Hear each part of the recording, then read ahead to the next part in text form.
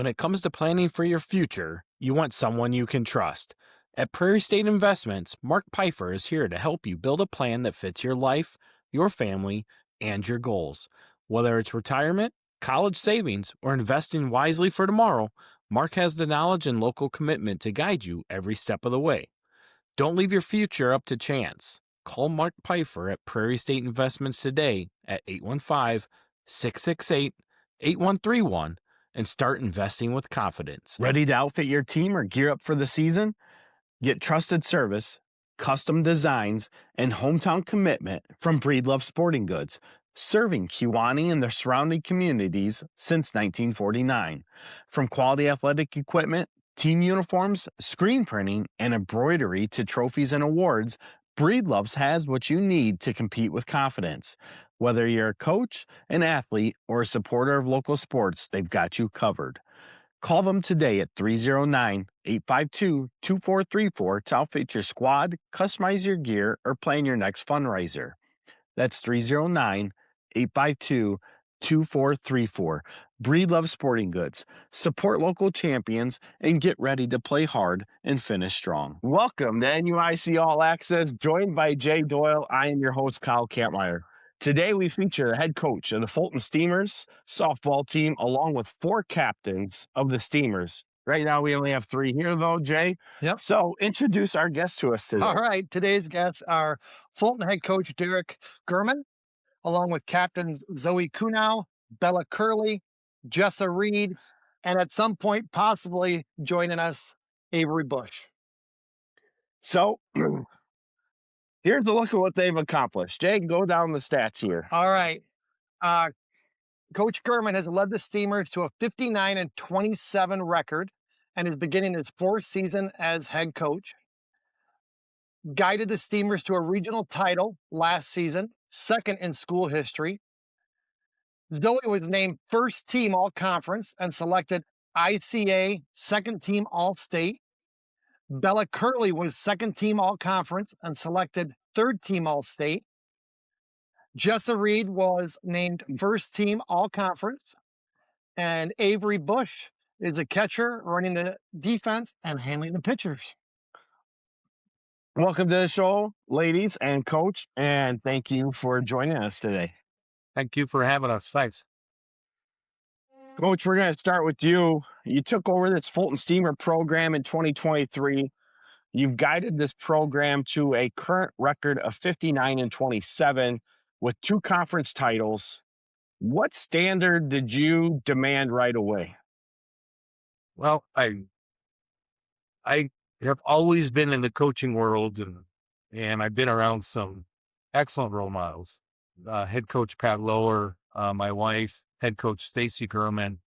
I have an AD who Jeff Parsons, who coaches every minute of the day. So it was very easy for me to step in and know what had to be done.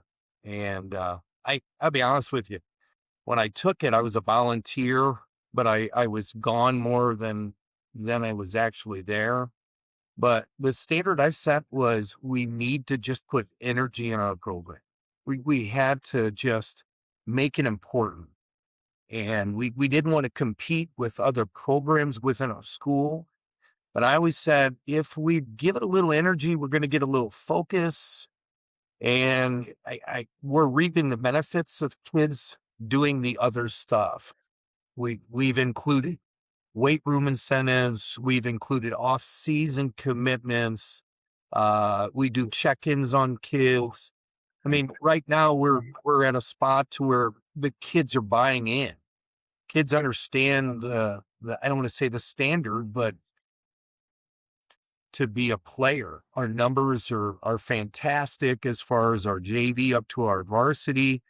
And really we say growth all the time. Our first meeting this year was, I don't care what you did up until this meeting, but we're going to get better moving forward. And these girls, I'm to have the smartest kids in the district on my team. These kids buy in. They're fun to be around. I've got a set of coaches that love teaching, love the sport. They interact well. And then we have a group of parents that just, I don't know, maybe they just like winning.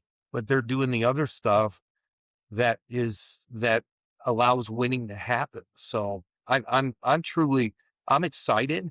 I get giddy every time we start thinking about softball season, but at the same time, I'm like, okay, here we go. I say bye to my wife. I kiss my dogs, and I'll see you mid-May. We run this baby out, but we put a lot of energy into it, and the girls are seeing it, so it's nice.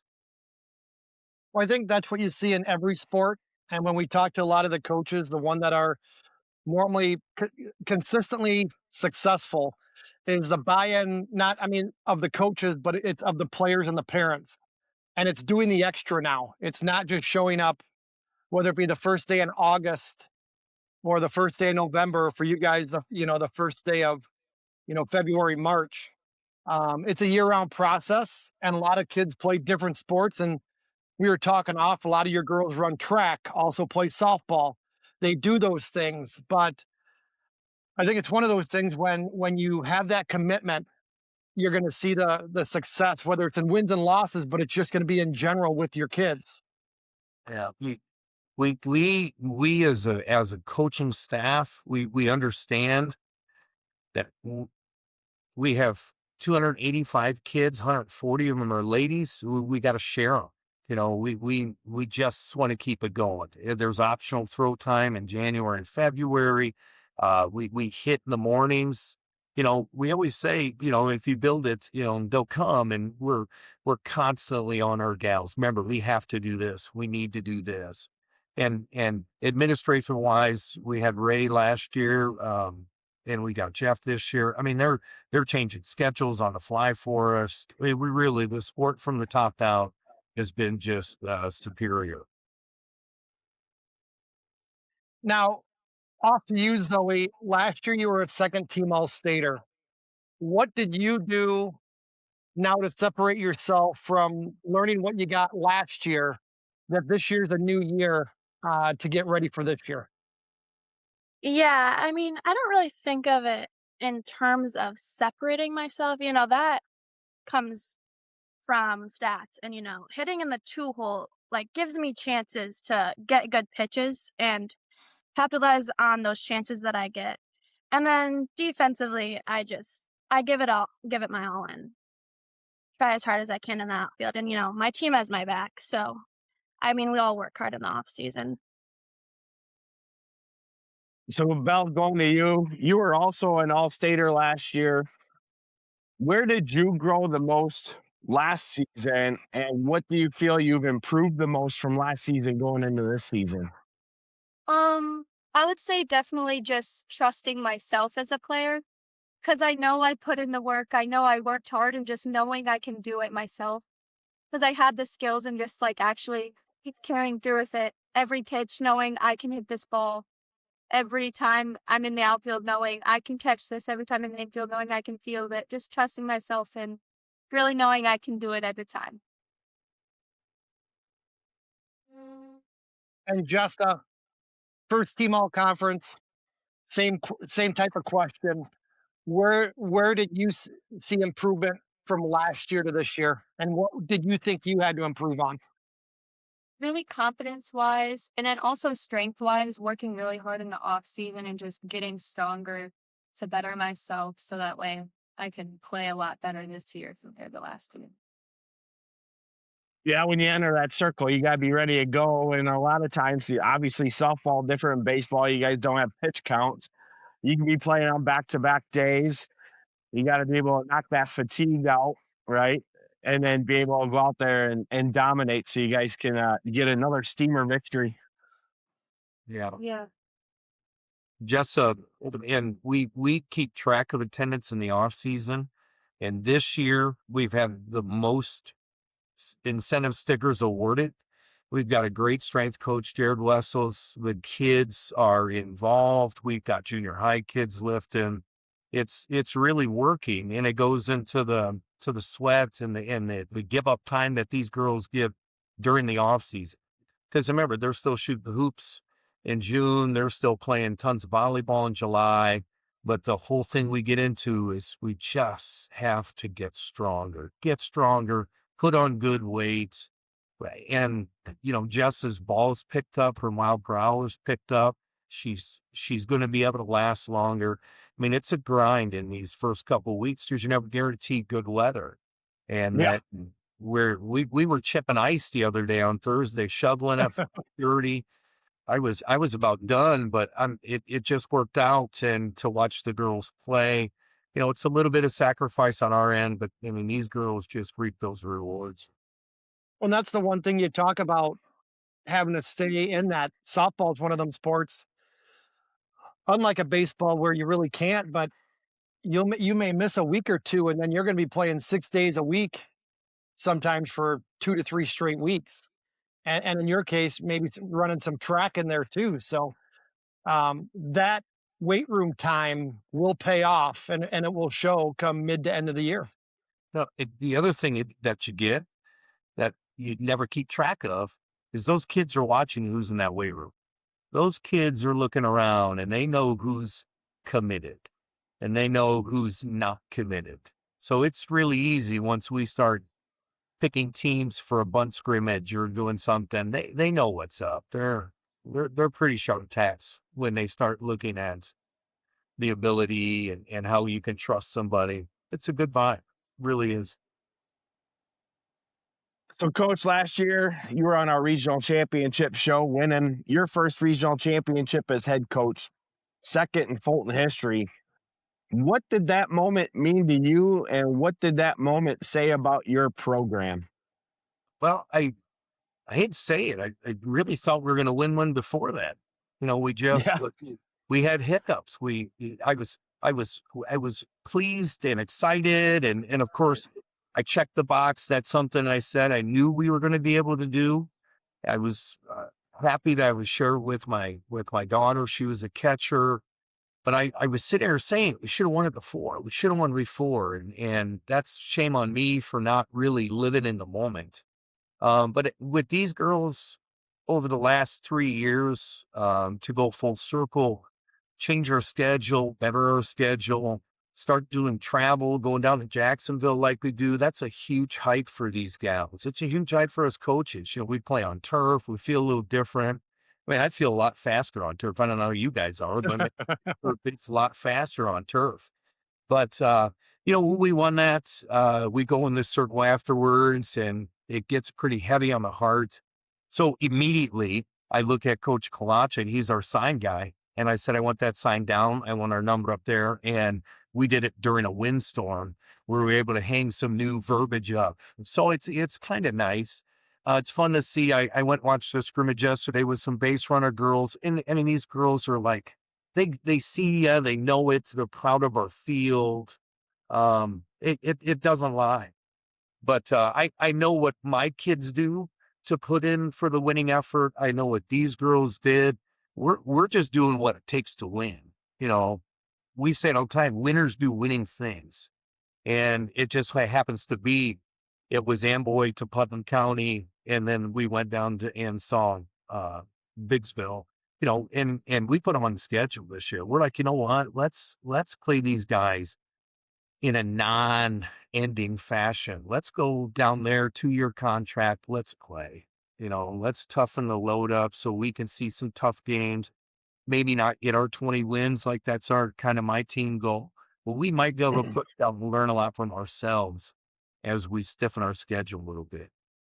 Well, that's one of those things. I mean, you always want to get a 20-win season is a good season, right? And I think that's every coach's goal is to put together a 20-win season. But at the end of the day, too, if you can get those tough non-conference games that are going to challenge you, that you may not come out with the W in, I think you're going to learn more and set yourself up for further postseason success as well.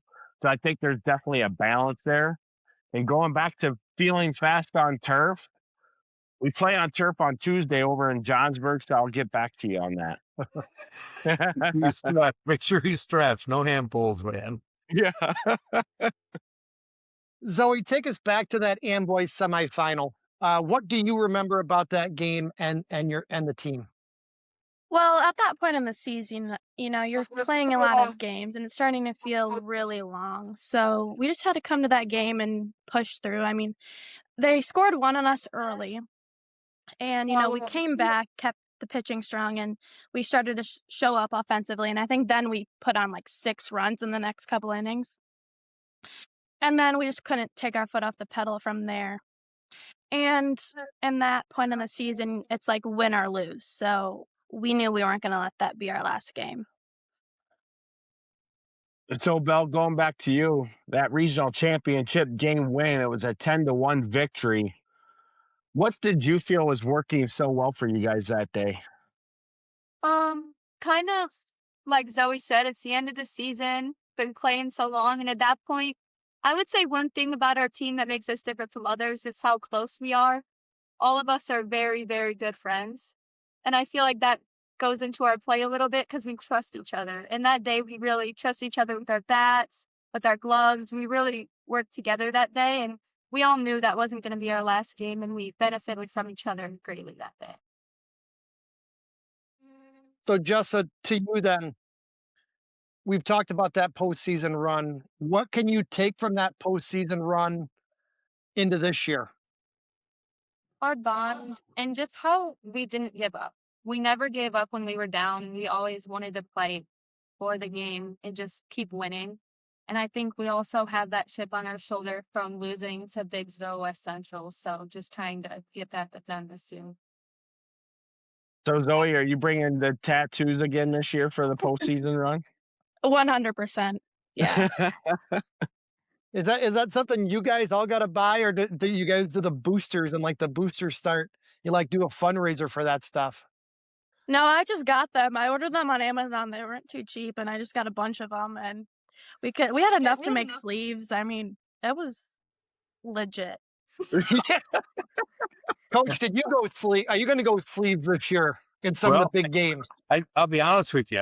I'm not crazy about like wearing a certain clothes and all that, but I looked at these girls and I was like, oh my God, come on. You got one girl there that it's her turn to hit and she's flattening a tattoo or she's putting this on. So I was hesitant.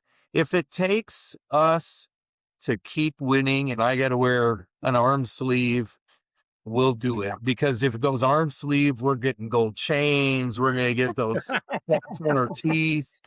Yeah, if we got to go there, we probably got money in our account for that. So whether Yes, it's I want to see. I am, we'll I get want to it. see some neck tattoos and some gold chains.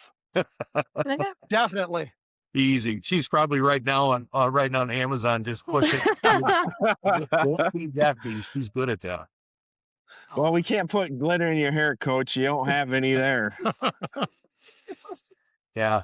Well, and that's kind of my goal. I always say, man, when I was a football coach, it was every Friday morning, trim your hair and do that. With these girls, we play Monday, Tuesday, Wednesday. I just don't have a cycle yet. I haven't developed that. So when I feel old, I got white hair and I'm like, oh my gosh, you can't do that. You can't look old when I know I've taught half these kids as parents almost. And I'm like, oh my goodness. So it's all inviting.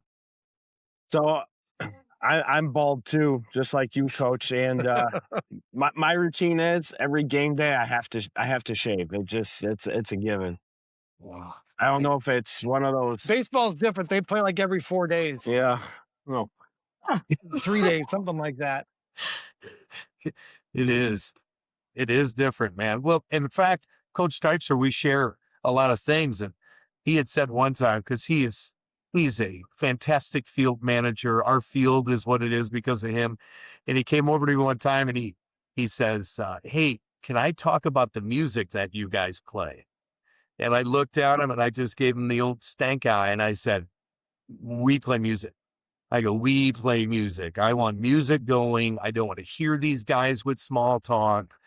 And he goes, I may have to start doing that. Would you be offended if I played music while you guys are playing? I said, press play, coach, go. These kids are so programmed. They don't even hear your music when we're going.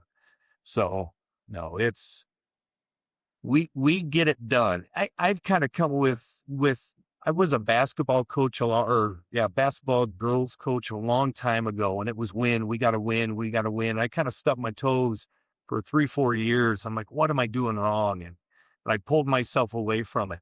And then I just got back into going to clinics because that's where I feel I always get the most. And there's one thing that I've kind of evolved into. I heard a coach say it maybe 3 years ago that boys need to play good to feel good, but girls need to feel good to play good.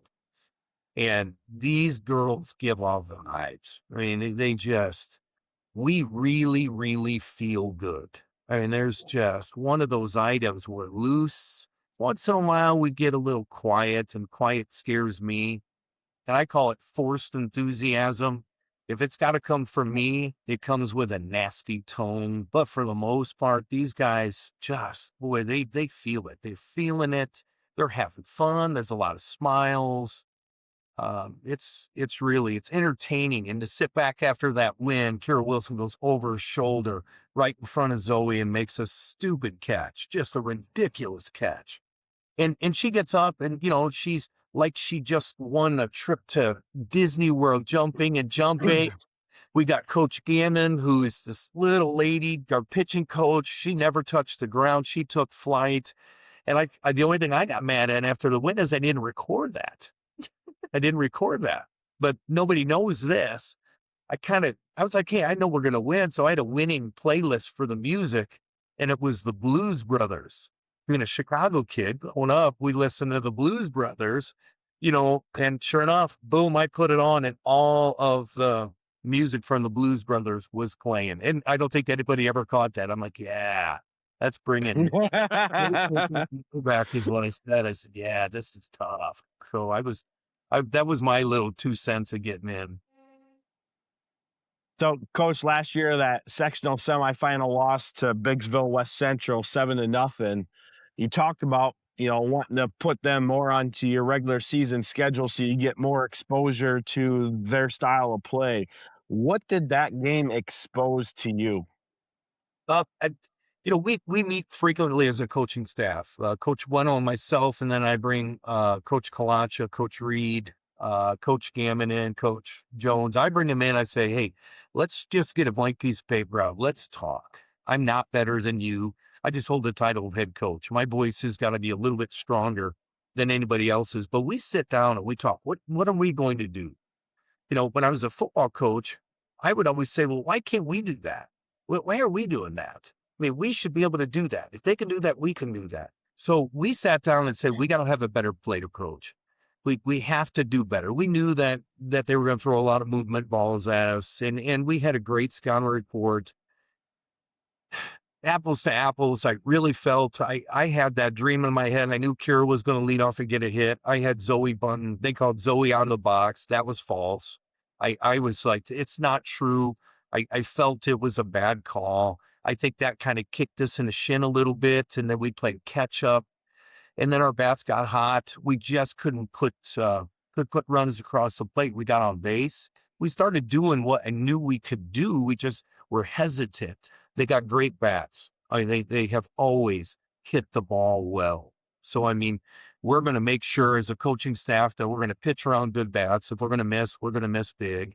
We've got pitch counts on our order. We want to see 10 plus pitches so we can document that their arms are getting a little taxed. We want the bottom of our order to go 5 plus pitches. Last year, we were going 3 to 4, not good pitch or swings. So, we sat down and we look at it. Coach Jones played Division I, and she kind of stepped away as a paid coach, and she's coming in and just giving insight. And she has the green light. She was an athlete of ours, a fantastic hitter. I see that, she batted 604 in the Three Rivers. The girl could hit a ball. She could do it. And I look at her every time. I said, don't you hesitate to go pull a kid and talk to him. And she goes, she's so simple. She goes, it's in between their ears. It's in between their ears. And I go, good, that's your job. You make sure you learn how to get that going. But yeah, we look at every stat. Between Coach Kunau and I, we are stat junkies. We look at anything and everything to gain an advantage. It's almost like me coaching defense again in football with the amount of huddle you put on, and you're looking at tendencies. We do the same thing. We look at who we're playing or what we did the night before. So it's exciting for me. It keeps me young in my mind, at least. Zoe, what did you take from that loss? Well, I mean, I didn't take many negatives away because Biggsville is just a tough team to run into in the postseason. But when you come up to a team like that, you play to your best ability, and if it doesn't work out in your way, you just have to tip your caps. I mean, we know we have to have confidence coming up to the plate, and I mean, off-season wise, I knew I wanted to be better from that game in all aspects, like working hard in the off-season, winter workouts, hitting practices, and training sessions, and expect others to want to have that drive as well. And that's one of the good things to hear, I guess, as a coach listening to that is some days you show up to a game and a team just might play better than you. As long as you give it all, for you guys, a lot of you have this year, and you can take that loss and use it as a positive to this year. And you can think about that, and you don't make excuses for it. They just played better that day. You tip your cap and you move forward. And that's a nice thing to hear rather than, sometimes you hear everybody goes crazy on the Facebook stuff and we all know how that can go sometimes. And it's just like, hey, they were the better team. We got to get better. We can only control what we can control. Right. And, no, 100% behind you on that. And that's good to hear. So, Belle, going to you, we already talked about what you kind of did for your off season, but what did you pull from that game as well in your own personal experience that you could use to better benefit yourself this season? So I would say pitching, especially. So I would say in the off season, I focused a lot on benefiting as much as I could when I saw good pitchers and travel, and knowing that I need to focus and that's what will make me better in the future. And just really keeping those at bats in my head. What did I do wrong? What did I do good? What can I benefit from?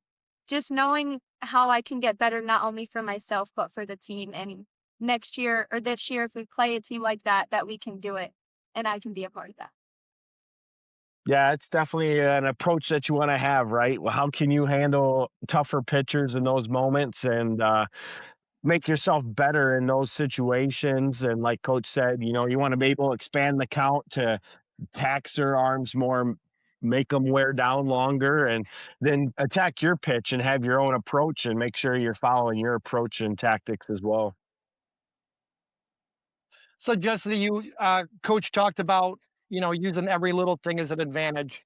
What are some things you worked on now in the off season to make a change for you? I really did a lot of hitting in the off season and also working on spins for all of my pitches, just getting them to have a lot more movement so they're a lot more effective in the circle. But honestly, just getting stronger too really helps. I put in a lot of time in the weight room, and so did a bunch of other girls. They were in there all the time with us, so it was fun because it was a better environment in there with everyone in there. So it was just a good overall off season on working hard. You bring up a great point there. Coach, you were a football coach as well and a girls coach too. But one of the things I noticed, whether it's boys or girls, is if you can get a group of them into a weight room, you tend to see more productivity come out of it if you keep them on task and to point. And on top of that, you have a lot more fun doing it that way. It's almost like a disease. It spreads, but it's a great problem to have. I mean, we lift twice a week if the schedule allows us, and it's sprints. We do laser sprinting. We're doing pull-ups. We have a girl on our team that, her goal is 6 pull-ups by herself. I mean, that within itself is huge, and it hurts me because I got to hold her. But, but I mean, she made a heck of a play the other day, and I give her the thumbs up, and I said, "Hey, that's that 6 pull-ups you're working on." And she's like, like this, but it builds character. It builds character. It's no different than when we come back together and we're like, "Hey, we're doing our team supper, our team incentive." These kids are giddy. It's like Christmas. They're all talking about who's going to get a sticker, who's got the play of the game. It's so much fun, and it's great food. We have great parents that provide really, really good food. I'm just waiting for someone to say, "Do you want the leftovers?" Because I'm like, but no, it really is. When you talk about being in a good spot and doing good things, right now it's happening. It's really positive, but on the same time, let's face it, winning's fun. Winning's fun. I mean, I watched Indiana's coach go through and he said, "Just Google me." And he's right. I mean, he's going to get those guys in. What he does is winning. And I watch so many videos on him and other coaches that are just getting through. There's a huge discrepancy. Winners do winning things. And we always look at these girls, and I had to chew them the other day. I said, "Stop." I said, "This is not how we run a drill." I go, "We're just throwing this ball around inside the gym. We got balls going everywhere like popcorn." And I said, "Stop, get back to center. Let's do the drill." And that's all it needed. That's all it needed. It was I always say it's like a wobbly wheel kid going down a hill.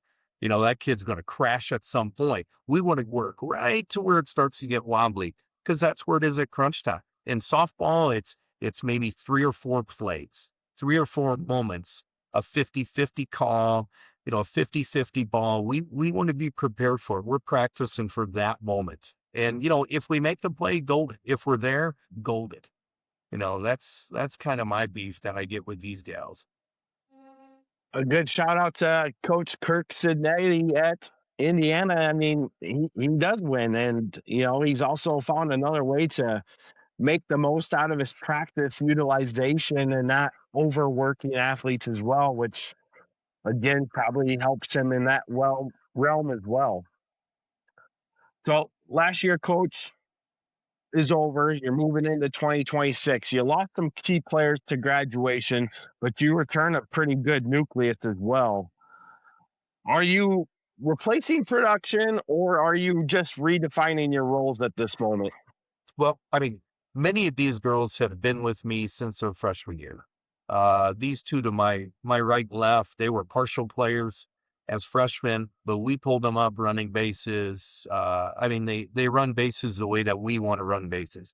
So they get a taster of a flavor of what we need up top. Zoe was brought up from day one, replacing Kira and Kylie and Reese is a tough task, but we said that the year before when we had to replace Emily and Brooklyn and all those. I mean, we just have had really good core group of kids coming through. To replace them, sure. I mean, we can, we will, and softball's such a long season, we need to be playing our best ball at the end.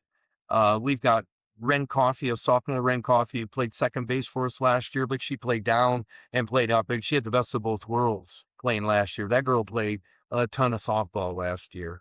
And she's full-time up, and she has worked extremely hard. She is faster. I mean, she is ready to rock. She had a great basketball season. She's firing all cylinders, and I'm excited about that. Kirby Gurm's a freshman coming up and playing the 6th spot for us. She's built a little different. So, I mean, she's ready to rock and roll. In a perfect world, we just got to train their maturity, how they're going to respond back to a little bit of adversity, because it's really easy to get into a slump in softball. And we always say, next play. What are we going to do next? We can't change that. So if we kick a ball around, or if we look at a bad strike, swing at a bad strike, it's just a matter of us just getting better as the season progresses. Zoe, what are you doing this year, stepping into a bigger role as a leader? Well, the past 2 seasons, I think me and Coach Germann both agreed that I had some growing to do to be officially named a captain. So now that I have that title, I will use it, use my voice, hold others accountable, but most importantly, I'm gonna try to set an example for the lower levels coming up. And Belle, going to you, you got to lead while still demanding more from your own performance. What are some of the things that you're looking to do to help lead the Steamers to another big, successful softball season this year? Well, I've always had very good leaders to show me how to lead. I've always had very good coaches, both travel and school. My parents work very hard. They have always led me very good. And I just think that we just need to set expectations. A lot of us have a lot of experience in softball, and if those young classmen see us working hard, they know that's the standard, and they know they have to work that hard. And we just want our program to be good. We want us to keep building, and they just know that they see us. They see us working hard in the off season. They see us in the weight room, and they benefit from that just as much as we benefit from each other. So I really think just showing them what you need to do to get it done. Yeah, and that's great because that goes back to like what Zoe was just saying, being able to set that example so that the younger ones see exactly what you're doing. And I was going to say earlier, coach is not just building a program, he's building a machine. Because if you got junior high program in working out with the high school program, as far as being in the weight room and stuff, that's just going to continue to develop more and more and more. And the more success you guys are having and leading these younger kids and getting them to understand what your program's all about, the more that success is going to continue to grow long after you're gone, which is how you build and leave your own legacy behind. Yeah, and what we've done in taking over and moving forward, I mean, there's some really high standards that these guys have set. I mean, there's some girls down below that are like, I think I could play varsity. I said, well, you just have to understand, it's hard. It's hard. It's a lot different. It's a lot different. And the different that these guys, this varsity girls have done is they've stepped up. They really have. We've got a senior, Brooklyn Vogel, who's just at the end of the season last year. She started playing a lot of outfield, had trouble with her bat. Right now, she's popping the ball all over. We've got Averi, who came in as DP flex type, who's now running our defense. So, I mean, these girls are slotting into a position where it's going to be really productive. But I mention all the time, we're right here. We got to be this much more, this much better, this much, and they're drinking the Kool-Aid for us right now. And these little girls, the base runner girls I saw yesterday, I said, what if you guys just ran around the bases one time? And these are 4th grade, 5th grade girls, like, yeah, coach, let's do it. We're bring our dogs to the park day. It's like minor league ball. And I said, we got rained out 2 years ago. I said, you never bring your dogs. I'll let your dogs go on our field. And they're like, yeah. So now they're thinking, of course, I totally lost them at that point because now they're talking about favorite dog names and all that. But sure enough, I'm like, let's do that. Let's get it done. Let's have, I don't know, 3 years ago, we might have done something where, what do we call it? Where we were able to bring in somebody who we dedicate our game to, a dedication. Yeah, the dedication. And it was awesome where these kids wrote something up and they Zoe had brought in her travel coach. But my daughter brought me out. We had people bringing their grandparents out that said, Grandma, Grandpa, the reason I'm doing this is because you taught me this. It was such a cool moment. And these girls were like, Coach, that was really cool. And I go, I didn't expect it to be this neat. I was just throwing ideas out to seniors. And it worked. It's mind numbing that once we get the right people on the bus, what happens? It really is. We're quite fortunate. Yeah, no, that's awesome. So, Jessa, we've talked about things that are done in the off season, things that are done with the younger programs. But what do you bring on a daily basis for leadership? Well, when you're a leader, you don't just show up one day and think, oh, I want to lead, and then the next day you don't lead. So just being a leader and always doing the right thing, even if you don't want to do it, and if no one is watching you, you still know that you have to do the right thing. And then holding everyone accountable and having that good attitude all the times. Things aren't always going to go your way. You're not always going to get the right call or agree with the call, but you have to move on. It's always the next play mentality. And don't just dwell, because if you keep dwelling, you're never going to succeed in the next play or next at bat. So, Coach, every coaching staff picks captains differently. Some have player votes, some kind of utilize what players think, and others it's just straight from the coaching staff. What made you and your staff determine that this group was the right choice to be your captains for 2026? This divides our house. My wife and I argue this all the time, because to me, captains aren't your best players. A captain may be an underclassman. Leaders lead. And we've taken it as a softball staff, and we mirrored what we did my last couple of years in football, last 15 years when I was a football coach, is we interview any kid that wants to be a captain. And they sit in front of our entire coaching staff right where we're at, and they prepare a speech. And then they tell us they're applying for their captainship, and anybody can do it. So if you got a 9th grade kid or you have a 10th grade and they're going to do it, we let them go. It's a great experience. It's about growth.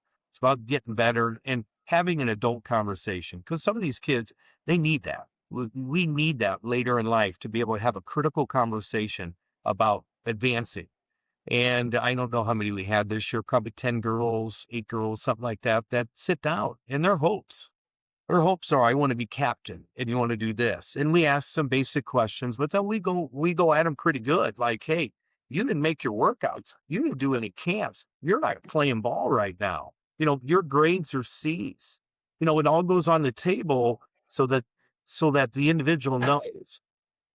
This year with these 4, including Averi, we felt that they had done the most. They're in positions where they're going to lead regardless if they got the captainship, but at the same time, they're the ones who go to it. Because I'm old enough to remember Charlie Brown, and when the teacher taught or spoke, it was nothing. It was just white noise.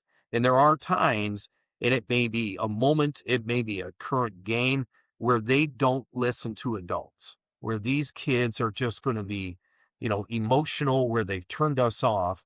And then these 4 or 3 are going to hop in, and they're going to go ahead and man the ship. I always say, I'm giving you the keys to the car. All right, you got to make good decisions.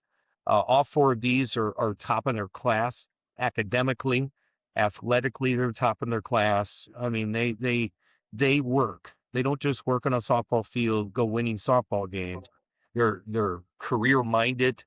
They're driven. Whomever taught them how to lead, whether it was a former player or a former teammate, I mean, they make great decisions. And we sit and we talk about, hey, what do you think? What do you think? And I hold their words close to my heart, because it's valuable to me, because I can get a really good feel. Like, hey, what's going on? Because a breakup in a hallway for a girl is a lot different than a breakup in a hallway for a guy. So I'm like, what do I need to do? What do you think if we did this? And there's a lot of times Miss Kunau shuts me down real fast.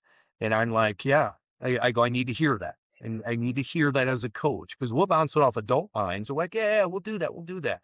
And then we bounce it off of these gals. They do it, but it's taxing. We've had girls forget how to read when they're interviewing. We've had girls that are shaking. I mean, they're just like this, and we treat them like adults, and we always would have one coach that would kind of lead it. When I was a football coach, it was Belle's father. He's an interview king, and he would do this, and we would lead it. We never really do good cop, bad cop, that kind of stuff. But we'll into them, and we'll talk about some personal things that we need to address this, because it could go south. The hardest thing you have to do is you have to tell these kids that your captainship can be revoked. if there's anything down the road, you're going to have a nice conversation with me, and we're still going to be participants. We're still going to be coach and player relationship. It's just going to be different if we're going to remove the label of a captain. But yeah, it's been a great plan for us. Takes a little time. Took us 2.5 hours. So we're trying to pencil in an early practice so that we can have it out. I've got volunteer coaches that are working at 6 a.m. It's a huge sacrifice, but I think we get the best of the best. I think I'll just say this before the next question. We've done this for probably a couple years now and asked coaches different things.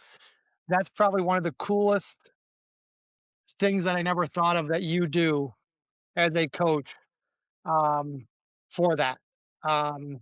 Just the expectation and I'll be on the other side of it, as a coach. I think every kid sometimes feels they do more than what they do sometimes.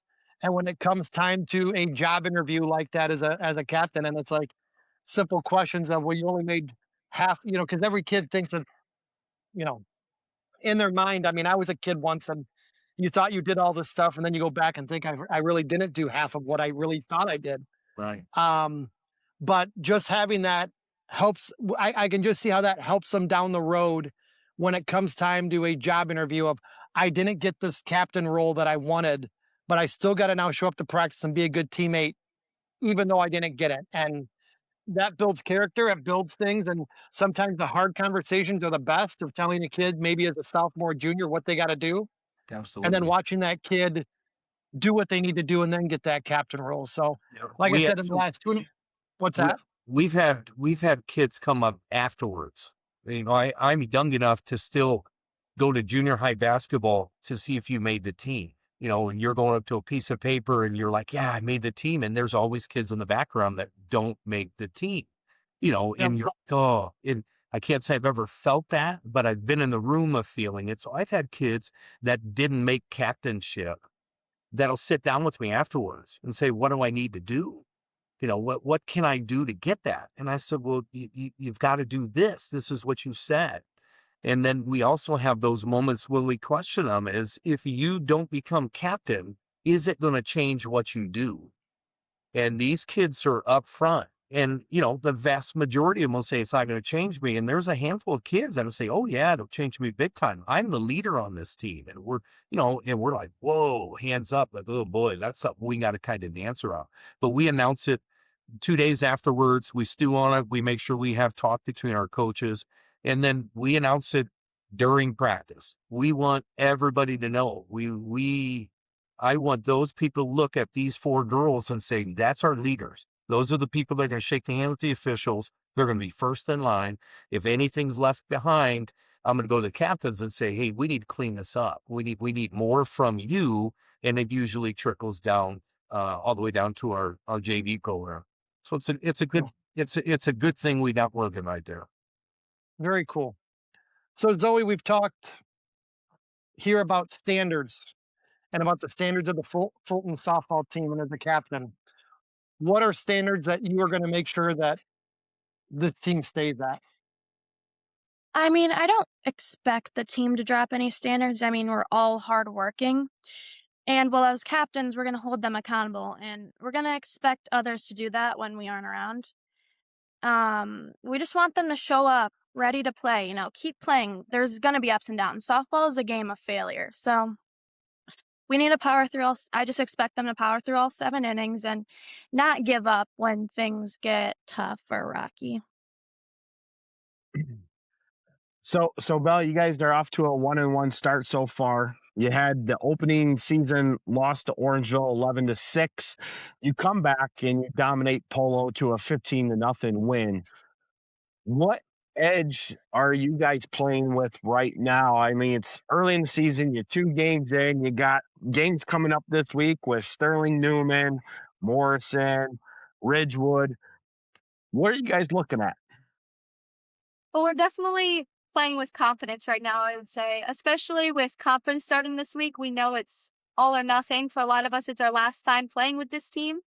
And with them being some of our closest friends, we just don't want it to end. So we're going to play together as much as we can. We're going to hit the ball. We're going to catch the ball. We're going to field the ball. We're going to do everything we can to make a difference, not only for us, for our coaches, for the younger kids watching us in the stands, because it means just as much to us as it does to them. So just to make a difference. And then Jessa, to you, we talk about stats and we talk about a lot of things, but what do you think this team does best that does not show up in the stat sheet? I think mentally we're all pretty sound. Once we get in the game, we're ready to go. Once we get on the field, we step on the field, we're ready to play. And I think that doesn't show up in stats, but we also always think next play. I think our attitudes are all pretty good for the most part. We don't throw fits, and we're always looking to get better the next opportunity that we have. So, Coach, going back to you, that opening season loss to Orangeville, was there anything that you guys learned immediately off of that game that could help you out as the season goes on? Lon does a fantastic job. The bats were quiet. Jess was pitching a great game. Our gloves were doing what we want. We're putting runs up, getting people in scoring position, clutch stats. We just had it, and then we had a hiccup. And we just, at that moment, the top of the sixth, we gave up a couple hits, and then we started batting the ball around. We had some defensive changes from last year that we're kind of playing with in the preseason. I didn't wake up that morning and plan to lose, but I really had a good vibe. Even though we didn't get the dub, we out hit. We saw more times at the plate. We threw less pitches, and there's a lot of positives that we came out of it. For us, I tell you what it did is it gave us an opportunity to realize that we got to get better. We have to know the situation. A little more short game, better defense on the short game. I mean, all those things that we go back and that the stats are just screaming at us is now we put them into our practice script. We put it into situations. We talk through it, and then, like a good teacher, we do a little bit here and a little bit here and a little bit here, and then we throw it together. And, these girls are relentless. There's a lot of times these girls practice at 6 a.m. and a lot of people would say, no way. But these girls would rather come in at 6 a.m. and go 6 to 7:30 because we got the gym to ourselves. They get to go home after school unless they got weights. Trackers only have their workouts to get home.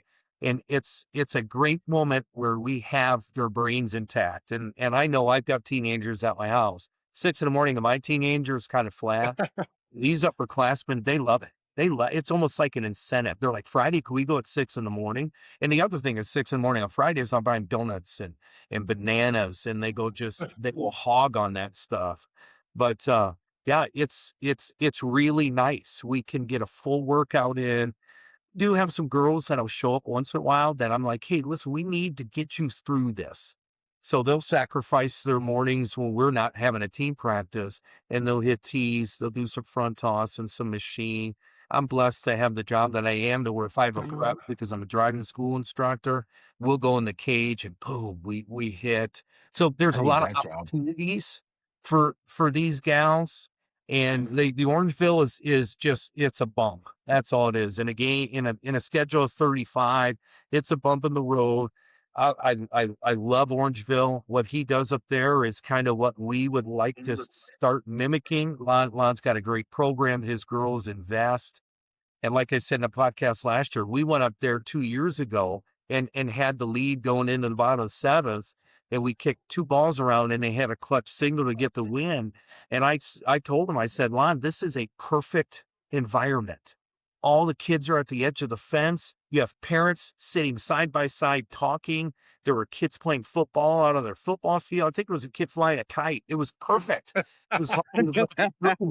Really. I was like, this is beautiful. And I kind of walked back from that, coming back from Wisconsin on that day. I said, I go, I need to do that. We could do that. I know we can. I just got to get the resources. I go, I can make that. I know we can. So we're pushing away. We've got a tough week this week. Actually, our next 2 weeks are going to be a lot of ball. So we're going to find out a lot about ourselves. We got to put some kids in some spots to see how they react. But this week will be tough with, the Morrison, the wooden shoe, if you will. It's Oh these yeah. girls play travel ball together. So, I mean, there's a lot going on. What's fun is that when you get it is you got parents that then talk through the fence.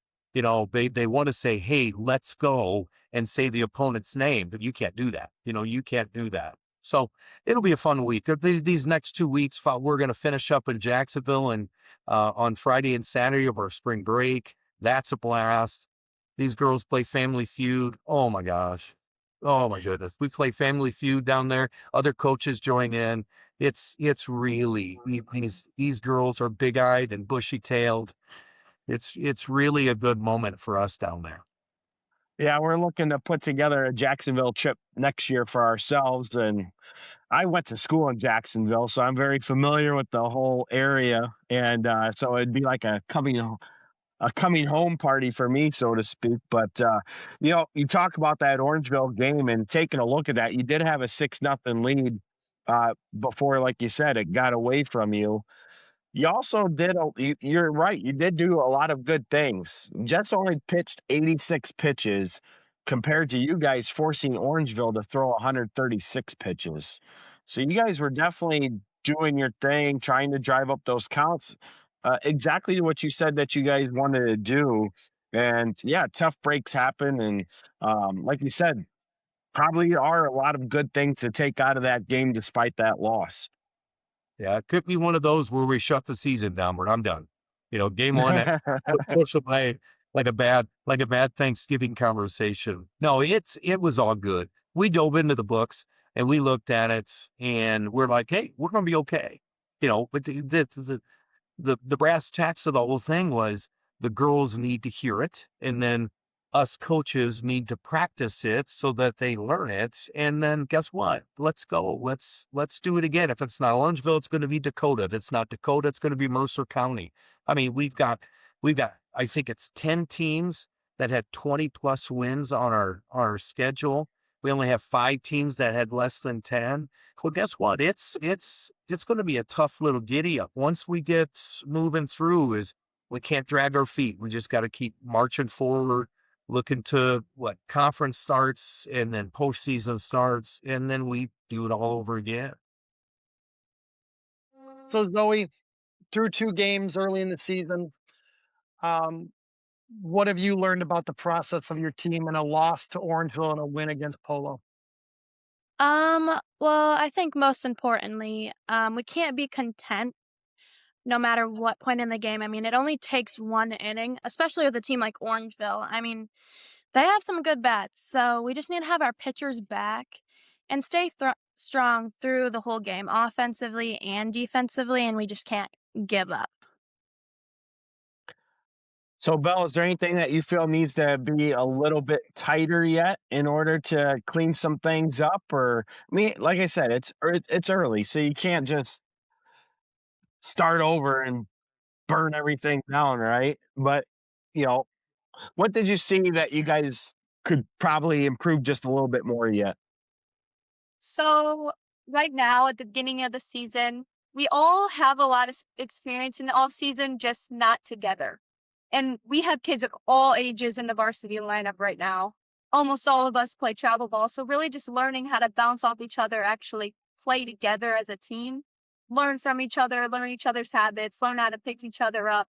Just knowing what each of us need to work together and kind of bouncing off that Orangeville game, just learning how to finish a game, learning how to stick with it, how to keep the game up, how to motivate each other, how to not have those freakouts and hiccups, and how to get through those roller coasters. And then Jessa, to you're through the 2 games, win and a loss, and now a big 2 weeks, like Coach said. What do you want to see out of this team in the next 2 weeks? I definitely want to see us piecing all of the puzzle pieces together and playing as one team. As Belle had said, we spent a lot of time away and not really actually together. We haven't had a whole lot of practices out on the field because, well, the weather hasn't been very good. We were we're getting all the ice off of the field so we could play that polo game. But definitely just needing some practice actually out on the field. And then again, playing on the turf, needing to practice on some turf and getting some experience because the ball bounces a whole lot different off the turf than it does on the field.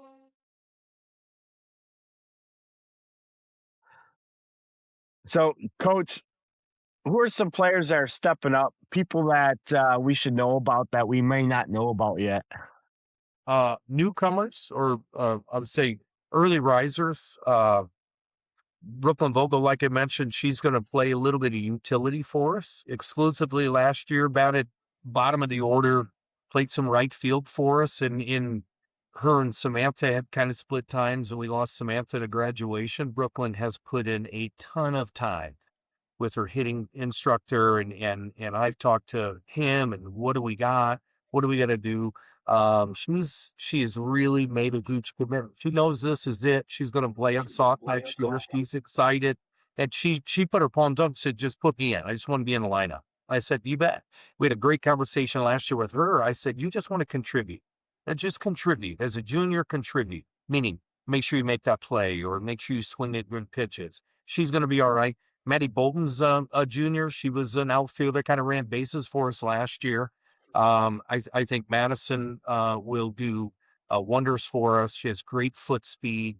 Putting her next to Belle and Zoe in the outfield, we have three of the fastest girls, I think, in Northeast Illinois that could go out. And then Kirby, who's had a pretty good athletic career as a ninth grader. Kirby's coming up. That's right in the middle of our order. She's strong, hitting the ball well. I think those three are adding on to it. I've also mentioned sophomore Ren Coffey, whose range has just gotten, her lateral range has gotten better. She's more confident with her glove. I think she understands the defense more. That was a hiccup we had at Orangeville because we kind of moved some girls around. We did our bunt defense. We just haven't done it live, and they got us in a hiccup right there. But those four girls, along with these girls that have been with me for a couple of years, we just got to grow together and grow together on and off the field. We have to trust one another. We have to take criticism. And you guys are both coaches. Guess what? You have to be coached, and you have to want to be coached. And I can't say that enough. On the back of our program is it always says, be coachable. Be coachable. When I criticize you, I'm criticizing your performance, not your player. And there are times to where, I got to back an assistant coach off because I said, now's not a good time. Don't give it to them now. Not now. They're not going to listen. I said, it's going to be other. And then sometimes it can't come from me. It's got to come from somebody else. But as long as we're moving in the right direction, anything's possible. I mean, if we stay healthy and we get good weather, it's going to be a fun year. So this question will go to all three, Zoe, Bella, Jessa, in that order. Baseball is a game about stats, and there's personal stats, and then there's team stats in the softball season. What personally are some goals of yours, and what are your team goals? Zoe, you first. Personally, I want to be able to up my slugging percentage. I want to start barreling the ball, especially when, they have a good slap defense or we have runners in position. I want to start hitting the ball harder and farther because sometimes, other teams watch film too. They expect a slapper to hit it on the ground or just pop it over the shortstop. So I want to learn to power up and be ready when the time comes to that. And what is your team goal? As a team, I say we all need to learn together and we all need to develop together and be able to know where the ball should go when we're in certain positions and just up strategically. I want us to be a little bit better that way. And what about you, Bella? Personally, I kind of what Zoe said, something I struggled with against Orangeville, like trying to soft slap every time, and I want to be able to power slap or even regular hit it over their heads, something they're not expecting. Also, personally, I'm going to be ready to be thrown into any position because you never know if the track goes gone, if I'm going to be in the outfield, infield, pitching, you never know.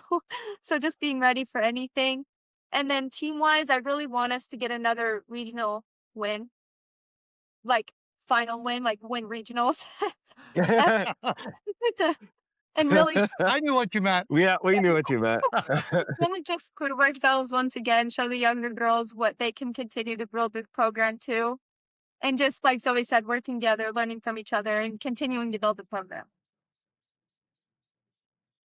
And Jessa? Personally, I want to bat a lot better than I did the past couple of years. I've been working on it a lot more, so hopefully that pays off. And then pitching-wise, I want to break the wins record for the season. Because last year, I think I was like 1 game or 2 away, so I was right there on the border, but just needing to kind of follow through with that and then have a decent ERA again from last year. And then as a team, win another regional championship. I think it'd be really fun to always do that. And then maybe see a conference championship. I know with East Dubuque, we've been close. I know last year we lost and East Dubuque ended up winning it. And then the year before, we ended up getting the conference championship, but trying to get another one would be super exciting. So, Coach, to you, why should people believe that this Fulton Steamers squad can make a deep run this year? I experience. I think I think the last couple of years of what we've done and how we're kind of pushing it forward, I think the experience will pay off. I think the maturity will pay off. And that's a stat you don't keep. That's a stat that goes in a huddle when the coach isn't talking. You know, that's what it takes. I think we should be able to compete with anybody in Northwest Illinois. I know we play exclusively here. We're going to compete at anything. We compete hard in practice. We compete hard in our fun activities. These girls compete. Our coaches are competitive. I mean, we want the sauce for competitiveness to trickle into our girls. And when there's a bump or a hiccup with what we've done the last couple of years, the maturity steps in. You know, the voice of reason comes from someone who's been there and done that. We have a great following. We really do. Our games are fun. We have good parents. There's great buy-in. We do team sales. These girls are getting their "We Dem Boats" shirt. I mean, these girls get this and they're like, yes. And as we've learned as coaches, you know, they'll do anything for candy and cloth. We can't pay in cash yet, so I can at least go through and make sure their bellies are full and that the shirts are fitting. But I just really think it's really good. And I don't want to say good is the enemy of great. We're not great yet. We're gonna get there. We need to develop our second, third pitcher. You know, our trackies are gone. That's what this week's for. We need to be able to have some patience in the plate and not just go and swing, know the situation. And then the last but not least, we love playing defense. I know everybody wants to barrel a ball. Our girls just chase the ball. My goodness, man, our outfielders are just hungry. I want to raise the fence because I'm afraid Belle and Zoe are going to fly over it. Or I want to put a big fence out so they at least, you know, boom, they bounce back in. Our infielders are, you know, we truly have 3 of the best assistant coaches that hit the best ground balls. I don't know the last time I've hit a ground ball because I have assistant coaches that hit the best ground balls. I just get to interject to make sure they know that, you know, I get a paycheck out of this thing. But our coaches love to coach. Our coaches love to coach. They love being there. And I say that to them. I say in our preseason, I said, you're in the people industry. These are just younger people. We have to be a good role model. These kids have to trust us. And for the most part, you know, I see Coach Bueno before every game. He's got a sandwich going to this one. He's got pretzels going to this one. I mean, literally, he is spending hours prepping his food for the kids. And I am just like, wow. I go, it's just something that takes care of itself, and there's a lot of trust. So to those people who could doubt us, it's one of those things where just stick around. We're going to be okay. We're going to do everything we can, the powers that we can, to put the best team out. And, from what we do in our weight room to what they do by playing volleyball, wrestle, play basketball, run track. We're teaching and coaching the entire athlete. We're not just great softball players. I mean, these girls do everything. And we always forget this. These girls are super smart. They're so, I couldn't spell GPA when I was in high school, and these are flying out. I mean, I look at their grades and I'm like, wow, it's easy to coach kids that want to be there. You don't have to work the drill as long, because the application of the drill is just picked up because they got high IQs. I mean, that makes our job a lot easier. So yeah, it's so enjoyable. And, we go home tired. We stay up late getting the field prepped. As a coach, we have our own things. I said, I need to do two things in the off season: go to any clinic I can and sit around people that talk softball. You're going to learn softball. 5 people talking softball, and I'm the sixth. I'm going to know more softball than when I started. But I've done the kind of thing I did as a football coach is I reach out to coaches who are winners and say, what do you do? I go to officials. I call officials and I say, hey, what's the situation? Because the last thing I want to do is to be wrong, and then it costs us. We make sure that our field isn't lined, but it's field prep before every practice, because we want that ball coming up the same. If I can't do it, Coach Bueno does it, Coach Kalacha does it. I mean, we want that standard so tight and high so that these girls walk in, it's the same thing. It's just a cycle, and then they get better at it. So we're stoked. I mean, we're excited for the season. We're ready to rock and roll. We just gotta get going. That's all. We got this school thing we got to deal with so much. Okay, but no, it's all fun. So, last question for you girls. Again, in order: Zoe, Bella, Jessa. Name one word that will describe this team. I'd say dynamic, just because most of us are all multi-sport athletes. I mean, some of us are playing all year round. We don't really get breaks. And so showing up, having your strength and using that in your position, and just seizing opportunities with the drive that we all have, I feel would represent a dynamic team. Bella? I would say fast, because at the top of the lineup we have me, Zoe, Haley, two slappers. Haley's one of the fastest girls I've ever seen, especially in softball and track. And then we have Jessa. Our whole lineup is fast. And I would say we're very dangerous when it comes to running the bases, getting around the bases, really just scoring, because we're so fast, and we surprise the other team with how fast we move, and we're very unpredictable in that way. And Jessa? I would say we're a family. I think we get along so well, and you're playing with some of your best friends, and just having that close bond really brings us together and will allow us to succeed, especially when it comes later on in the season. So, Coach, final question for you. Legacy. When it's all said and done, what do you want Fulton Softball to be known for? I kind of, and this was Jim Proud, Hall of Fame Jim Proud. I stepped in as a football coach. This guy was my dad's age. He called me sport and kid, but I was that guy who sat around and listened. And I watched him, and I watched Patrick Lower win, lose, or draw, regardless of the outcome of the game, is you always take care of business. You leave it better than what it was. And I watched Jim Proud pick up tape in a locker room. And I look at him, I said, Coach, you're the head coach. You shouldn't do that.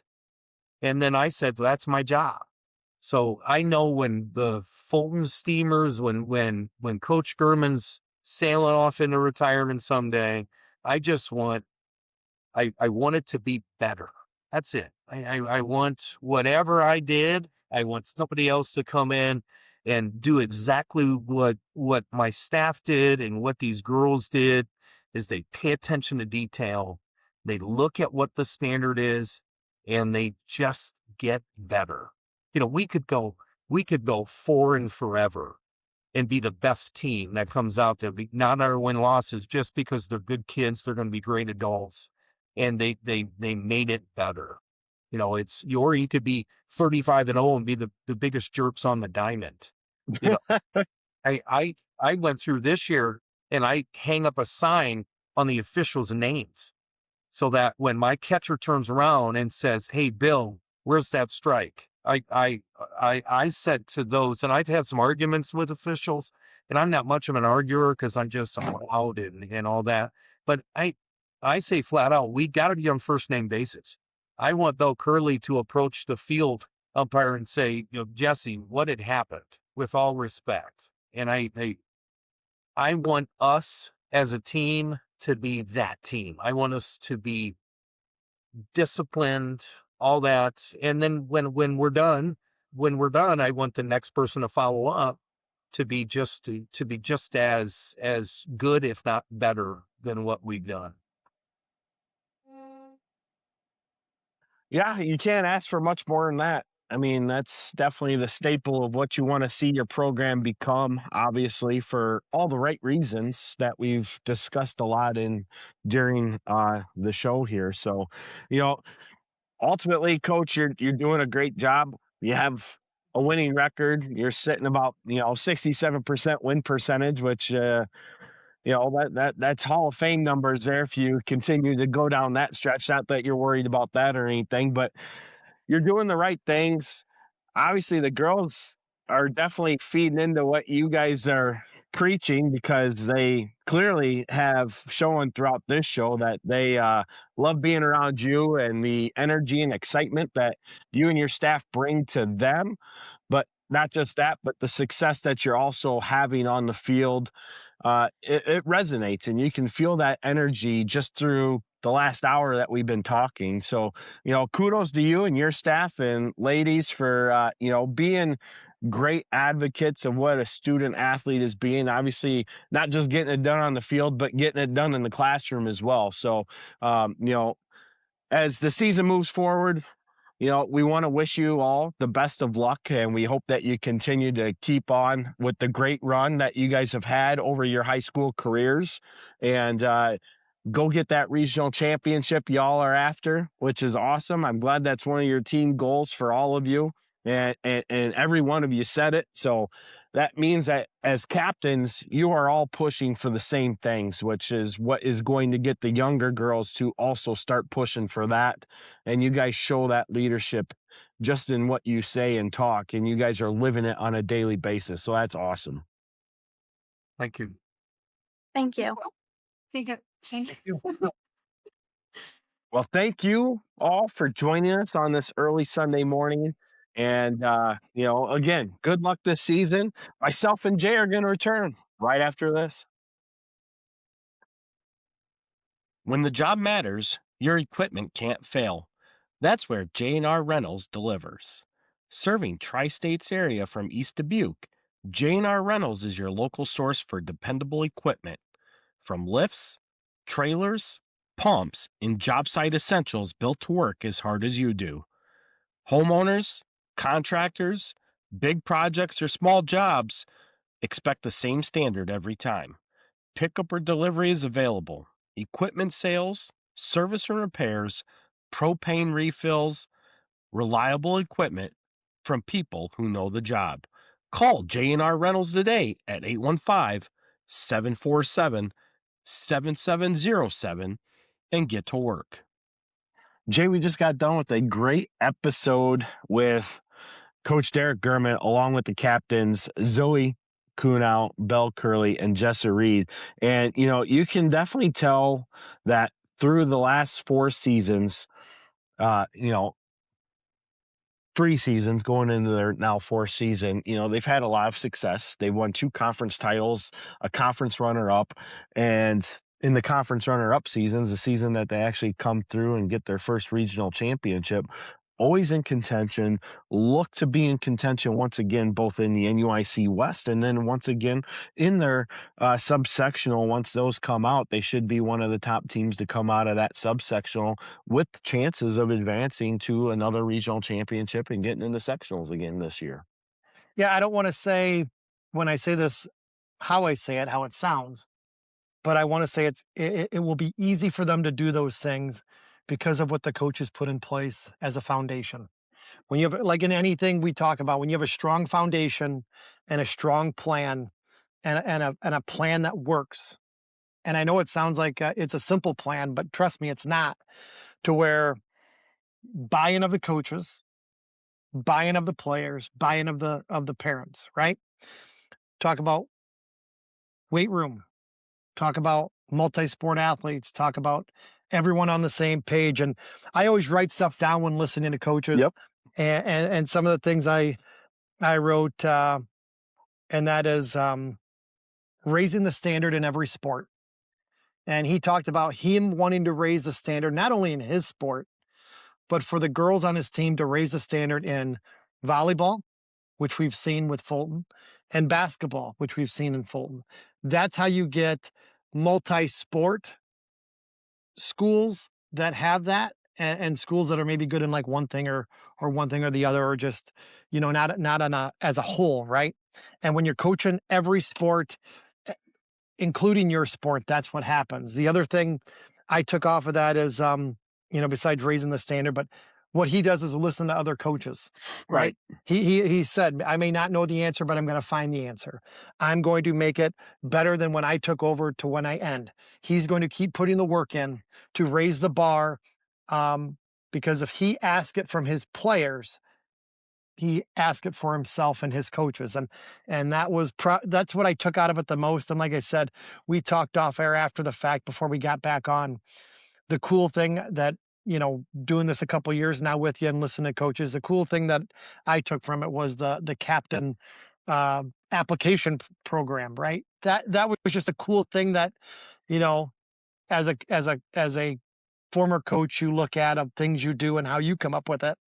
How cool that is, because it's putting kids in a position to where they apply for it, and some get it, some don't. And they learn the word no, Yeah. right? They learn the word no, not at this time. And then they have to still go to that work every day and do it. And that makes better players. And that makes, when you have that line of communication that the coaches respect the player and the players respect the coaches, you see what's happening at Fulton. And like I said, it's easy when you have that foundation. Oh, sure.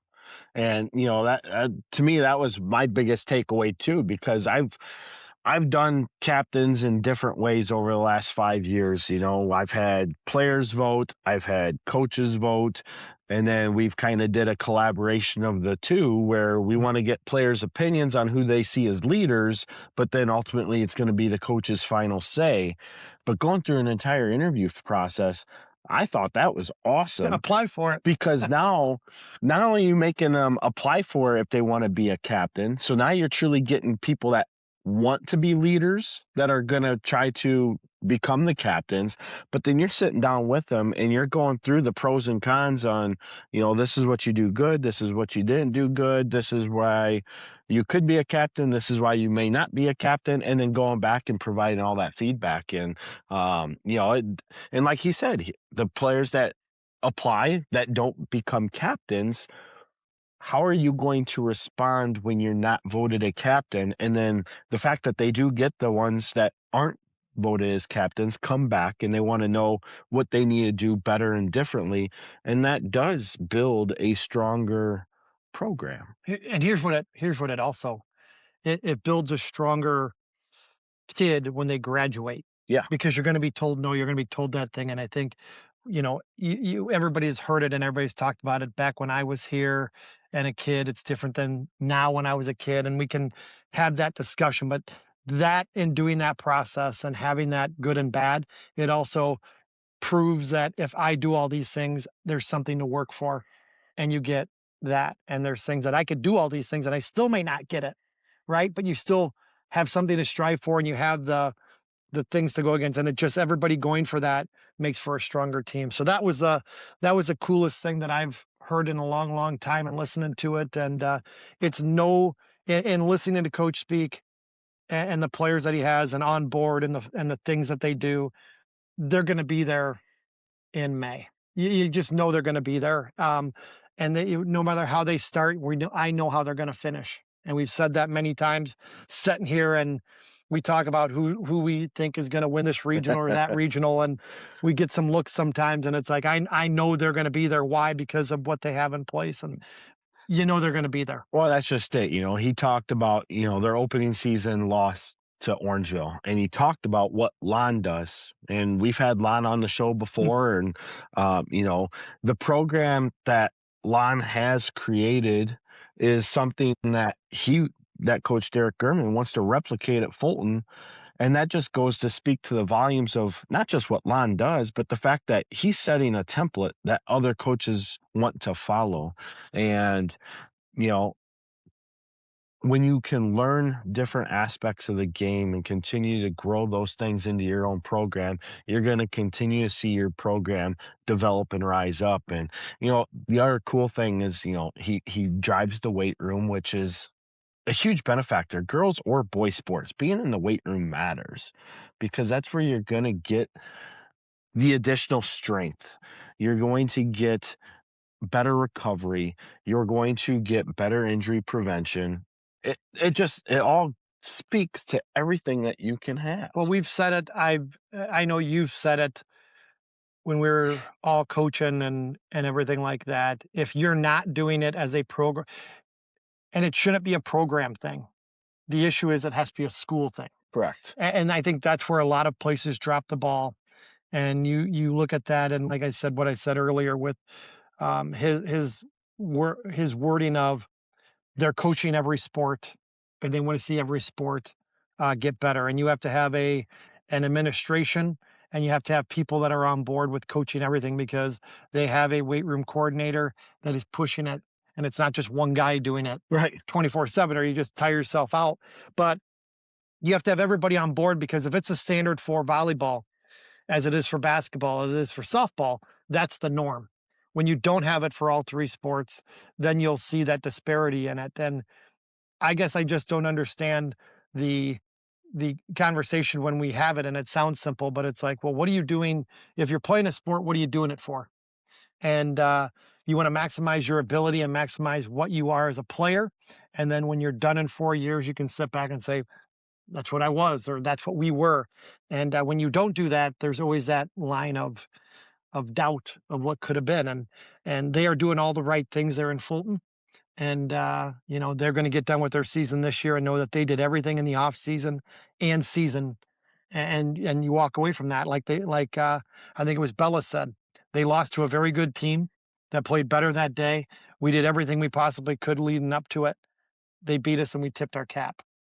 That's how you should feel when you lose a game, than have any type of regret. But no, we're just kicking off now. Like I know you guys had your first game and the weather. Hopefully we'll now start cooperating for softball and baseball. And what have you taken in the last little week or so? I know some teams haven't even played a game yet, but no. What are we looking like in the next 2 weeks, Kyle? Well, for us at DuPec, we have a lot of things that we need to change around. I mean, we're taking over a program that was 3-21 a season ago.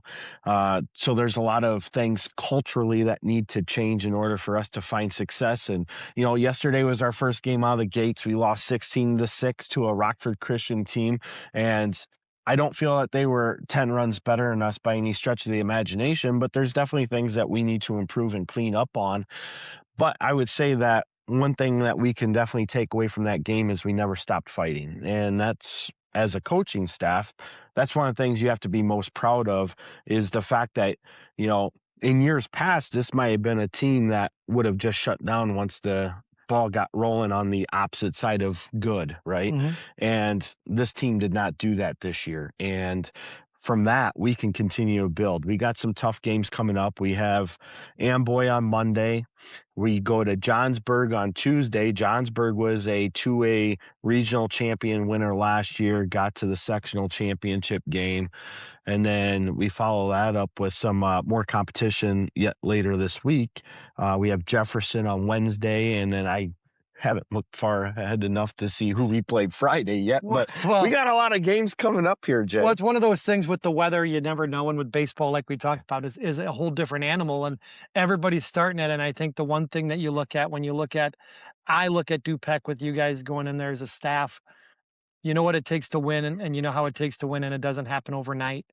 When you go, when you know, it's easy if you're coming into a program that is continually won and you step in, but when you haven't had some success, it will take time. But what they do on the basketball court, what they do on the football field, those things, they do the weight room and they push the weight room and they push the stuff.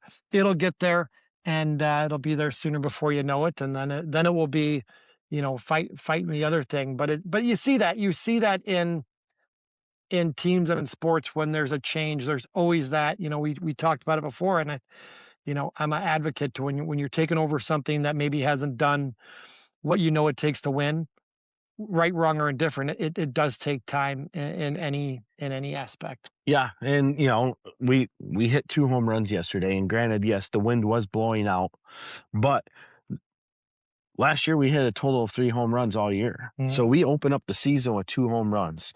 And like I said, we got some things that we need to clean up and work on, but there's a lot of things that we did good. And, we're going to gradually find some different things that are going to help us improve as the season goes on. I took a bunch of notes yesterday that we'll have to go through and review later day yet, like any other coaching staff does, and then try to fine tune those things. The problem is we're not going to see a practice day until Thursday. So it's going to be busy, and we go split squad tomorrow. So I have to go to Amboy while varsity stays back and plays at home tomorrow. So those are some things that we have to look at and definitely change on. But, as far as like other teams, take a look at baseball, some of the teams that we've been looking at early in the season. And I got asked this question yesterday, who are some of the teams that you're looking at? And I said, well, Fulton's going to be tough. Mm-hmm. Dakota's going to be tough. Lena Winslow's going to be tough. Forston's going to be tough. We could see Galena be tough as well. Galena's off to an 0-2 start, but they're starting off with the tough schedule. Coach Hartman down there has done a good job there. East Dubuque hasn't gotten a game in yet. They had to cancel everything, and that was one of the games we were supposed to have this week was against East Dubuque. But Dakota got a big win over Jefferson on Friday to open up the season. Forston is off to a good start. And Fulton's off to a good start. So those teams on the baseball side of things are starting off right where we expect them to start. Softball-wise, similar situation. Fulton's got the 1 loss to Orangeville, but so far, a good start. Dakota's off to a 2-0 start. Orangeville's off to a 3-0 start. East Dubuque has not been able to play yet. Those are the teams we're looking at as far as being the teams that can go places this year. Mm-hmm. Obviously, there's other teams that could definitely make a name in there. Galena is one of those teams there as well. And then,